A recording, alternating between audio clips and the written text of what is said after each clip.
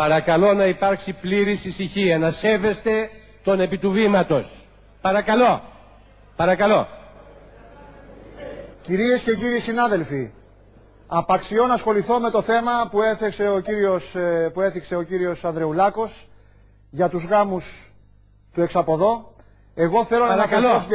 Ένα λεπτό, κύριε Πρόεδρε, μην με διακόπτετε. Ένα λεπτό να ολοκληρώσω. Θέλω να αναφερθώ στο θέμα που έθιξε η κυρία Ψαρούδα Μπενάκη. Όταν ακούμε δύο επίθετα, μακριά συνάδελφοι, μακριά. Πώς λέμε της αριστεράς και της προόδου? Όταν είσαι αριστερός, εξυπονοείται αυτόματα, είσαι και προοδευτικός. Εκτός αν είσαι καθυστερημένος. Παρένθεση έκανα και επανέρχομαι στο θέμα της κυρίας Ψαρούδα που θέλει να μας φέρει εδώ πέρα γερμανικά νομοσχέδια. Θα τα ακούσετε, κυρία Μπενάκη, θα τα ακούσετε.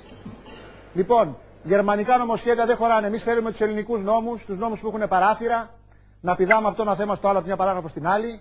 Οι νόμοι ελληνικοί πρέπει να αερίζονται. Πάρτε το χαμπάρι, να αερίζονται. Όχι θα φέρουμε εδώ γερμανικά νομοσχέδια. Μην με διακόπτει. Άντε να την άξεις καμιά ελιά, κύριε. Παρακαλώ. Θα μου πεις εμένα. Παρακαλώ. Κύριε Πρόεδρε, ένα λεπτό να ολοκληρώσω. Και θέλω να πω και κάτι άλλο έξω από τα δόντια, προσέξτε. Θέλω να πω ότι όλοι εμείς εδώ περισσότεροι, και η κυρία Ντόρα Μπακογιάννη που μιλήσαμε πριν, και ο κύριος ο Ψωμιάδης που είναι και τραγουδιστής, είμαστε υπέρ της 17 Νοέμβρη. Είμαστε υπέρ της 17 Νοέμβρη, διότι 17 Νοέμβρη, αγαπητοί συνάδελφοι, είναι ο μοναδικός οργανισμός στη χώρα μας που δουλεύει με σύστημα. Δηλαδή, λέει θα σκοτώσουμε, θα το σκοτώσουμε, δεν κοροϊδεύουνε παιδιά. Η 17 Νοέμβρη δουλεύει στη χώρα μας, κακά τα ψέματα, και η γύφτη.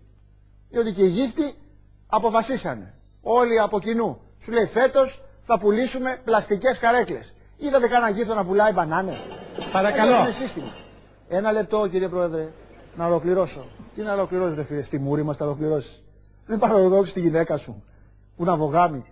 Πρόωροι εξπραγματιστές έχουμε γεμίσει. Μην κάπτεστε, θα τα ακούσετε κι εσείς. Θα τα ακούσετε κι εσείς, δεν θα τα ακούσετε.